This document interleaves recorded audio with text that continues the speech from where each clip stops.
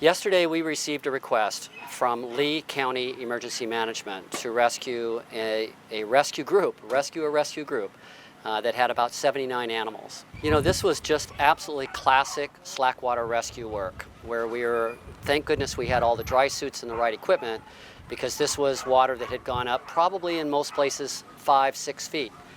And these folks still were above water on their living space, but all of their animal areas were underwater, so they needed to get them out in a hurry. So we brought in the boats, which fortunately we didn't need, but we were able to wade back in, bring the rigs back in, take the animals out of harm's way, shuttle them back and forth, and get them to animal services. So we have kept an entire strike team here. We will continue to respond to any requests that they have for land and water-based search and rescue.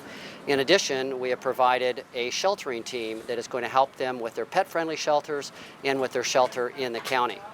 At the same time we're doing all of that, we also have a fairly significant operation going on in Miami, where we are supporting Miami-Dade with the sheltering needs that they have there, with their field services, and we have just set up a distribution center in a 40,000 square foot warehouse where we are now going to distribute food, supplies, everything that is needed throughout the entire state.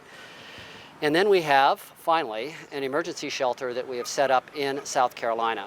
That is a shelter that's capable of handling about 700 animals.